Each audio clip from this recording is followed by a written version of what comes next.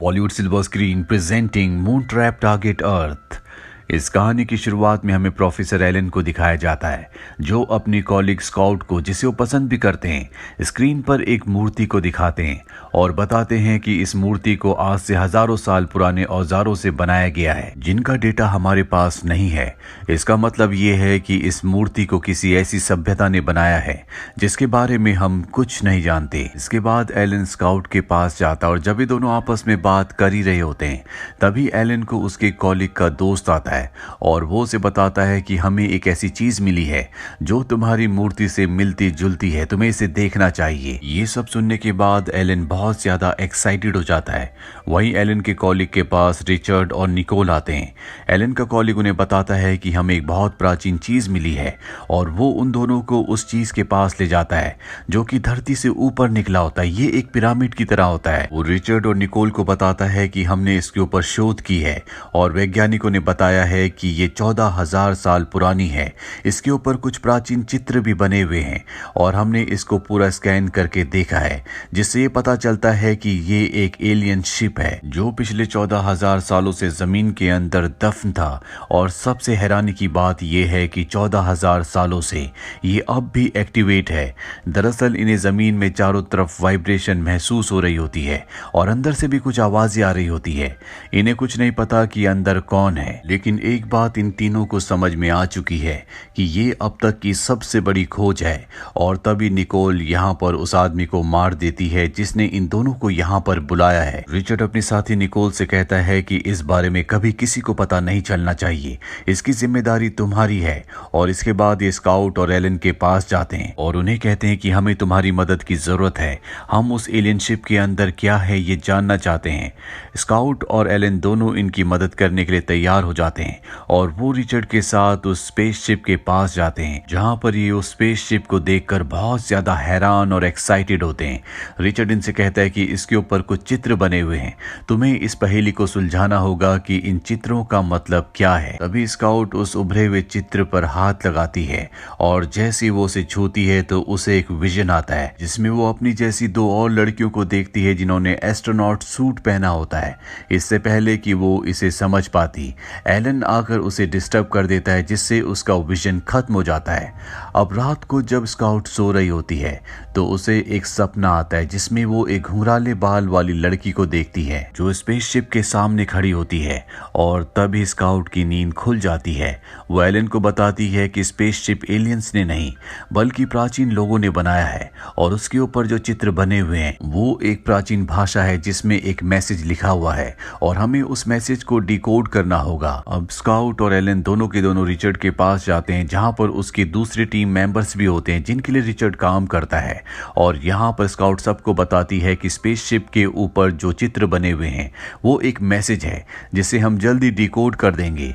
पर रिचर्ड इन दोनों को कहता है कि अब तुम्हारा काम खत्म हो चुका है, आगे का काम हम खुद संभाल लेंगे। हालांकि स्काउट उन्हें कहती है कि मैं जल्दी इस भाषा को डिकोड कर दूंगी, लेकिन रिचर्ड उनकी बात नहीं मानता और उन्हें इस प्रोजेक्ट से निकाल देता है। अब ये दोनों के दोनों अपने दोस्त के घर आ जाते हैं, जहां पर स्काउट एलन से कहती है कि मैं उस भाषा को डिकोड करना चाहती हूं।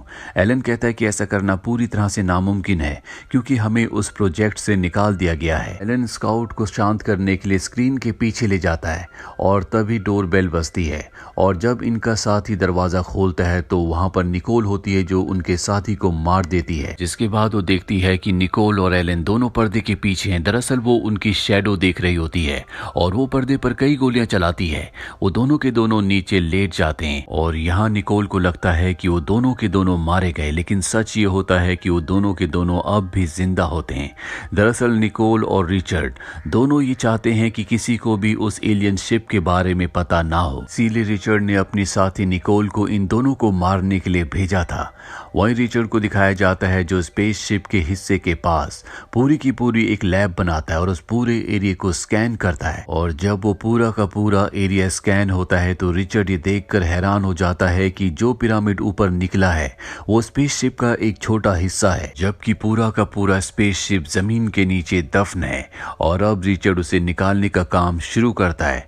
इसी प्रोजेक्ट की जो इंजीनियर होती है वो रिचर्ड के पास आती है और उसे बताती है कि मैंने स्पेसशिप के अंदर हलचल को महसूस किया है, जो इस बात का संकेत है कि स्पेसशिप आज भी पूरी तरह से एक्टिवेट है और अगर एक बार हमने स्पेसशिप को बाहर निकाल दिया तो हो सकता है कि ये यहाँ से टेक ऑफ हो जाए। और रिचर्ड उसकी बात नहीं मानता, वो किसी भी कीमत पर स्पेसशिप को बाहर निकालना चाहता है। वहीं दूर हमें दिखाया जाता है जहां से स्काउट और एलन रिचर्ड के ऊपर दूरबीन से नजर रख रहे होते हैं, पर रिचर्ड को बात पता चल जाती है, इसीलिए वो अपने आदमियों को हेलीकॉप्टर से वहां पर भेजता है। उसके आदमी इन दोनों के ऊपर गोलियां चलाते हैं जिसमें एलन की मृत्यु हो जाती है और ठीक उसी वक्त स्काउट की घर पर नींद खुलती है जो इस सपना देख रही होती है, लेकिन कुछ ही देर बाद उसे पता चलता है कि एलन की मृत्यु हो गई।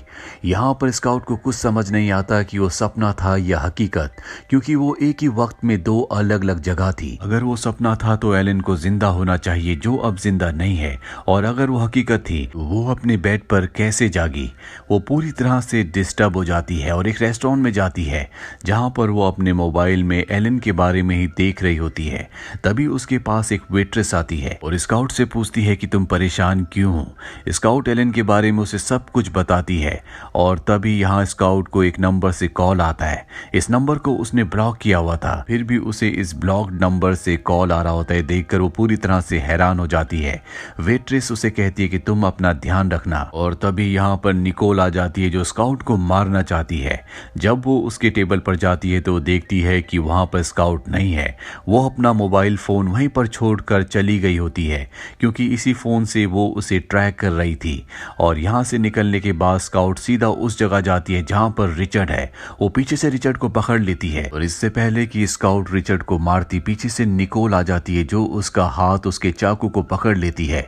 रिचर्ड अब स्काउट को मारना चाहता है और तभी उसके वैज्ञानिक का कॉल आता है और रिचर्ड को कहता है कि स्काउट को मत मारना, इस प्रोजेक्ट में हमें उसकी जरूरत है। इसके बाद स्काउट को स्कैनिंग ऑपरेटिंग रूम में लाया जाता है जो कि स्पेसशिप से बहुत पास होता है, और जब स्काउट वहां पर आती है वो एलियन शिप में बहुत ज्यादा वाइब्रेशन होना शुरू हो जाती है। अब यहाँ पर रिचर्ड समझ जाता है कि स्काउट का कोई ना कोई कनेक्शन उस एलियन शिप से है, इसीलिए वो उसे एलियन शिप के पास ले जाता है। और जब स्काउट एलियन शिप पर अपने हाथ लगाती है तो वाइब्रेशन बहुत ज्यादा होने लगती है। ऐसा लगता है जैसे स्पेसशिप अपने आप ही स्टार्ट हो रहा है। इससे पहले कि रिचर्ड कुछ कर पाता वहां की जमीन धंस जाती है और रिचर्ड उस जमीन में दफन हो जाता है।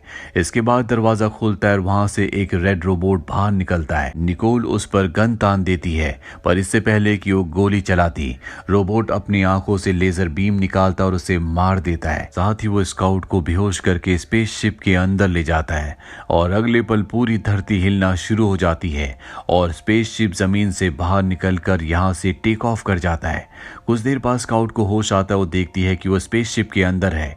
रिचर्ड भी स्पेसशिप के अंदर होता है। दोनों पूरी तरह से कंफ्यूज्ड होते हैं कि स्पेसशिप इन्हें कहां ले जा रहा है, और कुछ ही देर बाद स्पेसशिप चांद पर लैंड करता है, जिसके बाद रेड रोबोट वहां पर रखे हुए एक एस्ट्रोनॉट सूट को स्काउट को देती है। वो समझ जाती है कि रेड रोबोट उसे अपने साथ बाहर ले जाना चाहता है। रिचर्ड उसके कंधे पर हाथ लगता है।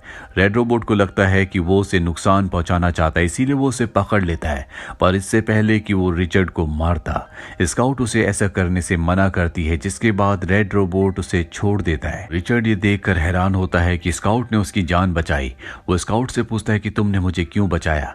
वो कहती है क्योंकि मैं तुम्हें अपने हाथों से मारना चाहती हूँ, और इसके बाद वो रेड रोबोट के साथ स्पेसशिप से बाहर निकल जाती है। रिचर्ड अब भी स्पेसशिप के अंदर ही होता है और वो अब स्पेसशिप को ऑपरेट करना शुरू कर देता है ताकि यहाँ से अकेला ही अर्थ पर जा सके और इस पूरी टेक्नोलॉजी से इस दुनिया का सबसे अमीर आदमी बन जाए। वो स्पेसशिप को टेक ऑफ करता है पर वो उसे कंट्रोल नहीं कर पाता, जिससे स्पेसशिप वहीं पर क्रैश हो जाता है और रिचर्ड की मृत्यु हो जाती है। वहीं हमें स्काउट और रेड रोबोट को दिखाया जाता है जो आगे बढ़ रहे होते हैं, और तभी जमीन के अंदर से एक और रोबोट निकलता है जो कि स्काउट को मारने के लिए उसकी तरफ बढ़ता है, लेकिन रेड रोबोट उसे बचाने के लिए उस दूसरे रोबोट से लड़ता है और उसे हरा देता है, जिसके बाद वो रोबोट वहां से निकल जाता है। और इस लड़ाई में रेड रोबोट भी बुरी तरह से जख्मी हो चुका है, इसीलिए वो आगे नहीं बढ़ सकता। रेड रोबोट ने स्पेसशिप से एक कैप्सूल अपने अंदर रखा था और अब वो उस कैप्सूल को अपनी बॉडी से बाहर निकाल कर स्काउट को देता है और सामने मूर्ति की तरफ इशारा करता है। ये वैसी मूर्ति मूर्ति होती है, जिस मूर्ति को इस कहानी की शुरुआत में एलन और स्काउट स्क्रीन पर देख रहे थे। यहाँ पर स्काउट समझ जाती है कि इस कैप्सूल को उसे उस मूर्ति के सर पर बने हुए सांचे में रखना होगा, जो कि एक आंख की तरह होता है। स्काउट वहां पर जाती है और उस कैप्सूल को उस आंख में फिट कर देती है, और जैसी वो उसे फिट करती है, जमीन के नीचे से एक टेम्पल बाहर आता है। इसके बाद मूर्ति के ऊपर से रोशनी निकलती है जो पूरे चांद में फैल जाती है। यहाँ पर तूफान आने शुरू हो जाते हैं और अगले पल यहाँ स्काउट देखती है कि वो पृथ्वी पर आ गई है, इसीलिए वो अपना हेलमेट निकाल देती है। वो इस वातावरण में आराम से सांस ले रही है, लेकिन तभी वो दूर एक ग्रह को देखती है जो पृथ्वी होता है, यानी कि अब भी वो चांद पर है। वो देखकर हैरान होती है कि यहाँ का वातावरण इंसानों के लिए सांस लेने लायक बन चुका है। इसके बाद वो टेम्पल के पास जाती है जहाँ पर एक पाम का फिंगर्स का निशान होता है, और जब वो उसे टच करती है तो दरवाजा खुल जाता है। इसके बाद वो अंदर जाती है जहाँ पर उसे एक इंसान दिखता है जो ब्लू लेजर लाइट्स के अंदर पूरी तरह से शांत होता है। दरअसल वो डीप स्लीप में है। यहाँ पर स्काउट को कुछ भी समझ नहीं आता, और तभी उसके पीछे से एक लड़की आती है। ये वही घुंघराले बाल वाली लड़की होती है जिसे उसने अपने सपने में, अपने विजन में देखा था। इसका नाम माया होता है। और जब स्काउट पीछे देखती है तो वहां पर कोई भी नहीं होता, यानी कि उसके पीछे उसकी आत्मा या उसकी एक एनर्जी है जो स्काउट को बताती है कि आज से 14,000 साल पहले सितारों की वजह से कई दुनियाएं तबाह हो गई, और तब हमारे ईश्वर गैरन ने मुझसे कहा कि मैं अर्थ पर जाऊं और उस कैप्सूल को लेकर आऊं जो अर्थ पर है, जिससे नई दुनिया बनाई जा सकती है। लेकिन मैं अपने काम को पूरा नहीं कर पाई, इसीलिए मैंने इस काम को पूरा करने के लिए तुम्हें चुना। दरअसल वो जिस ईश्वर गैरन के बारे में बात कर रही होती है वो वही होते हैं जो ब्लू लेजर लाइट के बीच में स्लीपिंग मोड में है। ये ईश्वर है, और इन्होंने अपनी शक्ति से चांद पर ऐसा वातावरण बना दिया है जहां पर अब कोई भी इंसान रह सकता है। स्काउट उनसे कहती है, क्या आप उठेंगे ताकि इंसानियत आपका शुक्रिया अदा कर सके, और वो उसकी बात का कोई जवाब नहीं देते। और तभी अंदर वो रोबोट एक बार फिर से आ जाता है जिसने पहले भी स्काउट को मारने की कोशिश की थी, जिससे स्काउट को रेड रोबोट ने बचाया था। वो उसके ऊपर हमला कर देता है, लेकिन स्काउट बड़ी चालाकी और बहादुर से दरवाजे के बीच में उसे फंसा कर मार देती है, और जब वो पलटती है तो उसकी ड्रेस पूरी तरह से बदल चुकी होती है, और अब उसके अंदर माया की आत्मा आ चुकी है। इसीलिए वो देवता गैरन के पास जाकर खड़ी हो जाती है और वहां पर रखे हुए डिवाइस के ऊपर अपनी पाम्स को रखती है, जिसके बाद वो भी डीप स्लीप में चली जाती है। जिसके बाद हमें टेम्पल के बाहर दिखाया जाता है जहां पर स्काउट ने लिखा होता है, a new world, don't screw it up, यानी कि ये एक नई दुनिया है, दूसरी दुनियाओं की तरह, अर्थ की तरह इस दुनिया को भी बर्बाद मत करना। और तभी वहां पर चांद पर पहला पौधा उगता है जो कि जिंदगी की शुरुआत का एक संकेत है। इसी के साथ ये फिल्म, ये कहानी यहीं पर खत्म हो जाती है। उम्मीद करते हैं कि ये कहानी आपको पसंद आई होगी।